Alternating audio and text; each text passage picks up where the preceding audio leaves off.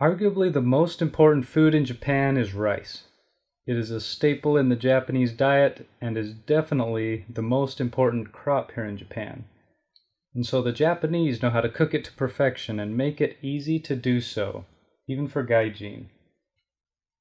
This is a rice cooker, the most useful kitchen appliance in Japan. In Japanese, it is called a Suihanki. Now before you cook the rice, it is important to wash it. Most rice comes pre-washed in America. That's generally not the case in Japan. Show you how it's done, I've put a cup of rice, or okome as the Japanese call it, into the removable rice cooker pot, and now I'll give it a good rinse.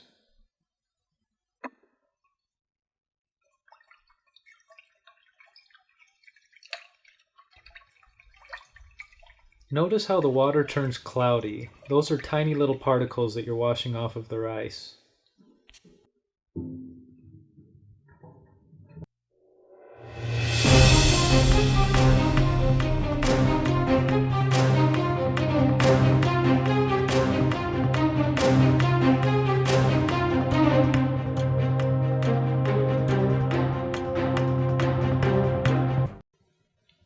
Three or four times is fine. Now that it's rinsed off, use the measuring guide on the inside of the pot to figure out how much water to add. There are 3 different measurements. This one is for sushi meshi, or sushi rice. Okayu is to make rice porridge, and this last one is for everything else. Since we are using 1 cup of rice, we fill the water up to the line with the 1.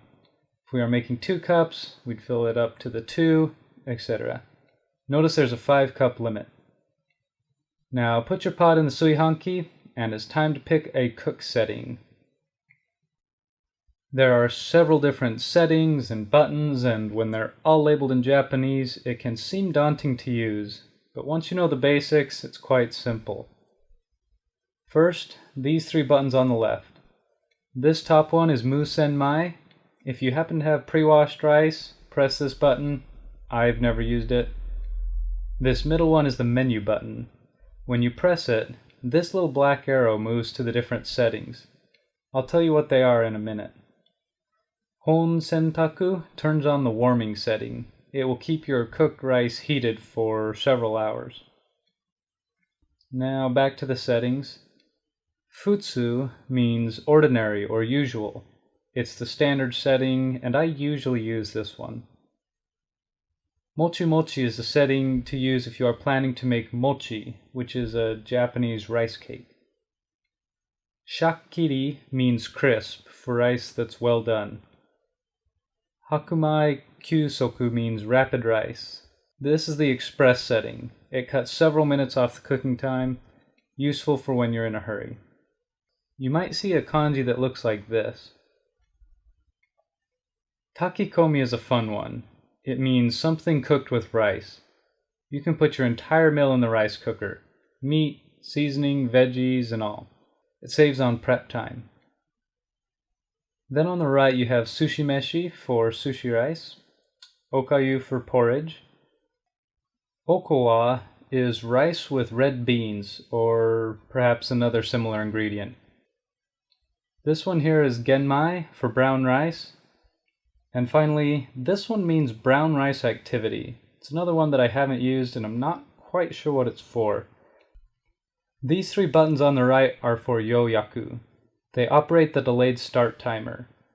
Using these, you can set your rice cooker to have freshly made rice just as you wake up in the morning or when you get home from work. It's incredibly handy. When everything is set how you want it, press the big red button and you're done till the rice is ready. Your rice cooker will let you know every time it starts and when it's finished.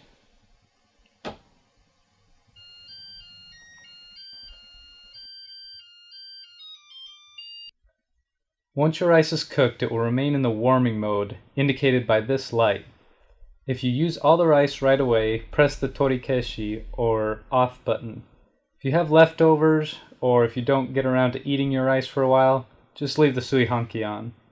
Remember, the rice will begin drying out after a few hours, so I would turn it off within 12. And that's it! We'll be showing you how to start using rice to make other delicious foods in our next Japanese food videos.